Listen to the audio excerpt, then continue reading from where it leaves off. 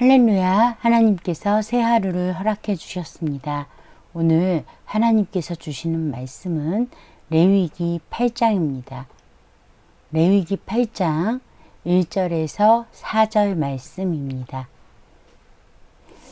찾으셨으면 함께 읽겠습니다.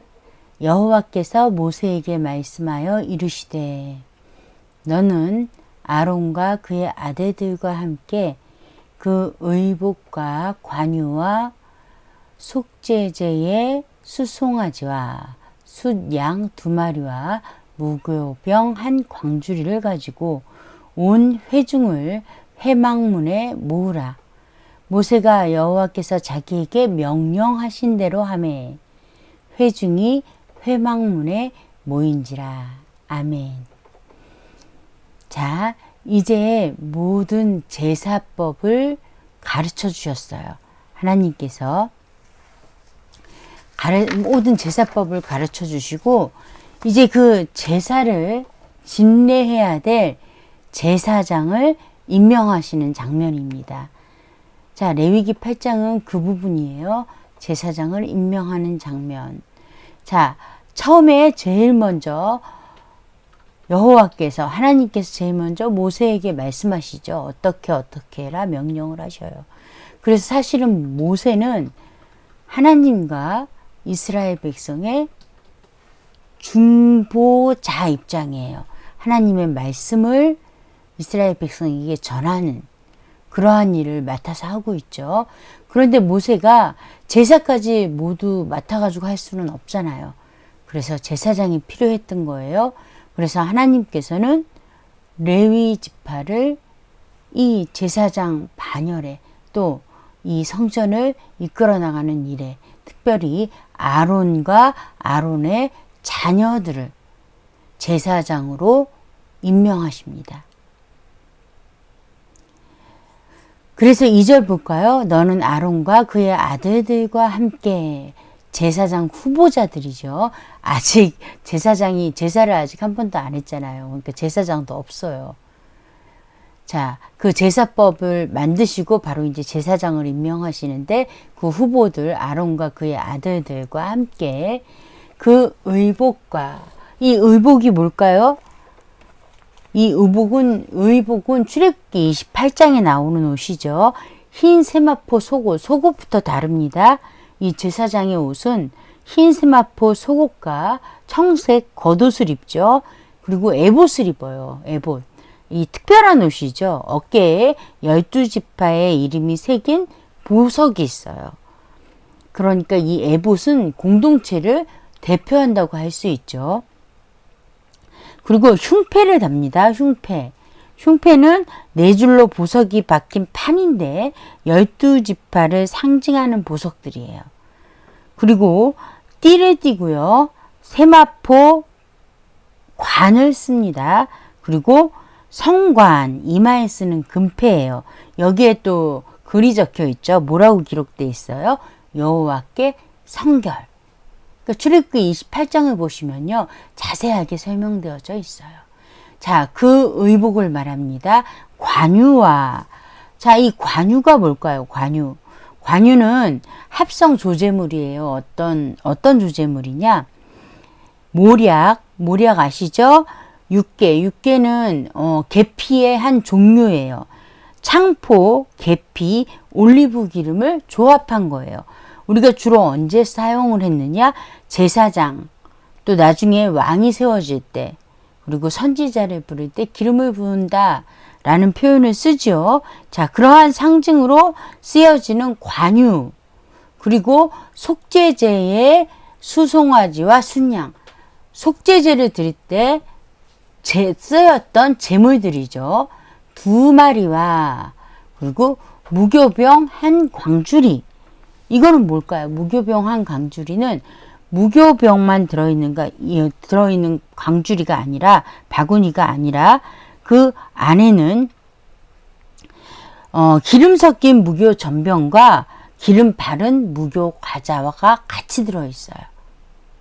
이게 이제 제사를 지낸 후 거제, 요제 이런 식으로 제사를 지낸 다음에 어떻게 돼요? 제사장들에게 돌아가는 그러한 몫이 되죠. 자, 이 광주리가 준비물이에요.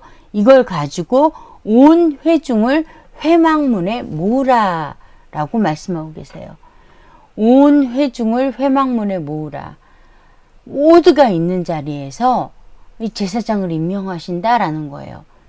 두 가지 의미가 있겠죠. 첫째는 하나님의 하나님 되심, 하나님의 주권, 하나님이 임명하신다는 것을 보여주시는 거예요. 하나님의 뜻을 밝히 나타내시는 거죠. 또한 임명받는 제사장들이 하나님과 온 회중 앞에서 자신의 책임감을 알게 되겠죠. 자신의 위치도 알게 되겠죠. 자, 4절 볼까요? 여호와께서 자기에게 명령하신 대로 하매 회중이 회막문에 모인지라. 어떻게 했다는 거죠? 여호와께서 명령하신 모든 것을 그대로 했다라는 거예요. 그대로. 준비하라는 것 준비하고, 그리고 그대로 이제 온 회중이 모이도록 했다라는 것입니다. 자, 이 오늘 주신 본문은 준비하는 장면이에요. 하나님께서 여호와께서 모세에게 말씀하셨고 그 말씀을 모세가 다 따랐어요. 자, 한번 봅시다. 여호와께서 이 이스라엘 백성을 위하여 많은 것들을 준비해 놓으셨어요. 그죠? 어떤 걸 준비해 놓으셨어요? 이들이 살 땅, 가나안 땅으로 인도하셨을 때는 그곳에 살 수 있도록 하나님께서 다 절차대로 준비해 놓으셨단 말이에요. 자, 출애굽부터 봅시다. 출애굽할 때에 이 하나님의 말씀을 이스라엘 백성이 듣고 따르지 않았다면 애굽에서 나올 수 있었을까요? 애굽에서 구출되어질 수 있었을까요? 아니에요. 따라 나갔기 때문에 가능했던 거예요. 그리고 오는 와중에도 마찬가지입니다. 불순종한 자들은요, 가나안에 다 못 들어가는 그러한 상황이 생기잖아요. 순종하는 사람만이 가나안 땅에 들어가요. 자, 이 가나안 땅을 예비해 놓으셨는데 가는 동안에 거룩한 삶을 살아야 되는데, 자, 우리가 레위기에서 지금까지 보았던 제사법들, 그거 따르지 않으면, 순종하지 않으면 하나님이 마련하신 거룩한 삶, 하나님 나라의 삶을 살 수가 없다라는 것입니다.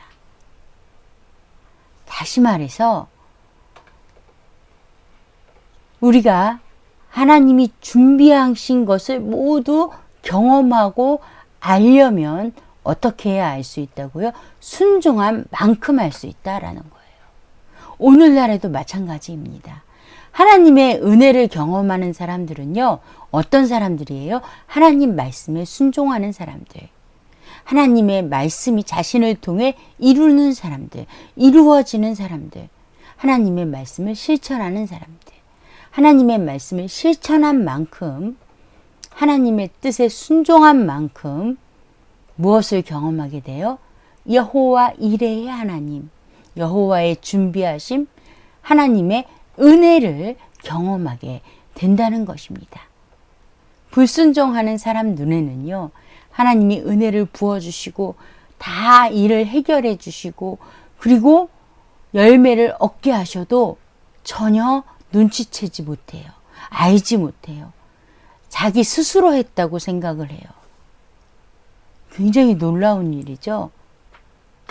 마치 이스라엘 백성이 하나님 말씀에 순종할 때, 모세가 하나님 말씀, 여호와의 말씀에 순종할 때에 여호와께서 준비하신 모든 것을 목도할 수 있었던 것처럼 우리에게 새롭게 주어진 이 하루도 우리가 하나님 말씀을 실천하고 순종함으로 하나님이 준비하신 모든 것, 하나님의 그 크신 은혜를 목도하고 경험하는 귀한 시간이 되시기를 바랍니다. 기도하겠습니다. 좋으신 하나님 아버지, 오늘 귀한 말씀 주셨습니다. 이제 이 말씀을 붙들고 우리가 그 말씀에 순종함으로 하나님의 일하심을 목도하는 날마다 기쁨과 감사가 넘치는 그러한 시간이 되게 하여 주시옵소서. 예수님 이름으로 기도합니다. 아멘.